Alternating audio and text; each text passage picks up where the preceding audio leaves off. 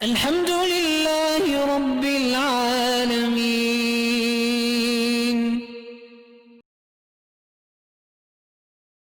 ہم تو تماشا ہے نا جی. میرے والد صاحب معذور تھے، یعنی آخری حج جو ہے نا ان کا تو نظر جواب دے گئی تھی اور گھٹ میں بھی جواب دے گئے تھے. ویل چیئر میں ہم ساتھ لے گئے. جب مینا میں آئے تو میں نے کہا حضرت مجھے وکیل بنا دیں، میں کنکریاں باتنے کے لیے جا رہا ہوں. کہتے ہیں آپ کو وکیل کیوں بنا دوں؟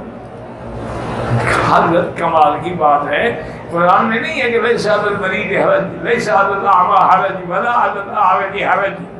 تو نابینے میں بھی تکلیف نہیں، لنگڑے میں بھی تکلیف نہیں، آپ کو تو ساری بیماریاں ہیں.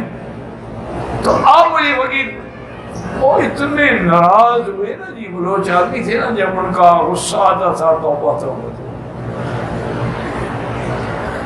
پھر وہ نہیں دیکھتے تھے آگے کون ہے. اتنے کہتے ہیں میں تو بڑا خوش تھا کہ میرا بیٹا مولوی بن گیا ہے. مولوی مکی تم تو جاہل ہو. میں تو بڑا خوش تھا میرا بیٹا باہر میں بیٹھ کے پڑھاتا ہے، تو بالکل جاہل آدمی ہوں. میں مولوی بنا دیا. کہ جی آپ ہی نے تو بنایا تھا. لیکن وہ غصے میں کہنے لگے برخوردار مسئلہ سمجھو، آدمی معذور ہے، نابینا ہے، لنگڑا ہے، اور اس کے پکڑنے والا کوئی نہیں ہے. اب وکیل بنائے گا جب میری اولاد موجود ہے، ویل چیئر موجود ہے، پکڑنے والے موجود، لے جانے والے. میرا حضور تو باطل ہو گیا، میں کیسے معذور ہوں؟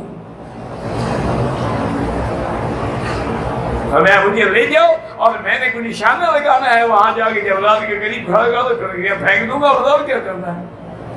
اور خود گئے اسی حال.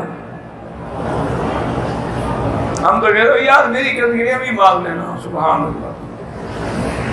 انا للہ و انا الیہ راجعون ولا نقول الا لا. او یار دیر لگے گی، تھوڑے سے چٹ چٹ لگوا لو نا. آؤ یار کیوں دیر کر رہے ہو؟ عمرہ برباد، ہر چیز برباد، ساری محنت برباد. قرآن کہتا ہے پورا سر مڑاؤ، یہ ٹک لگا رہا ہے.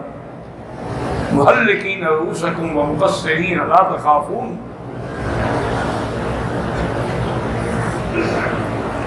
میرے بھائی اب تو بس وہ ایک میلہ ہے، رواج ہے. لیکن بزرگوں نے لکھا ہے کہ ریا ہو، کچھ ہو، کرتے رہو، پتہ نہیں اللہ اسی نقل کو قبول کر لے.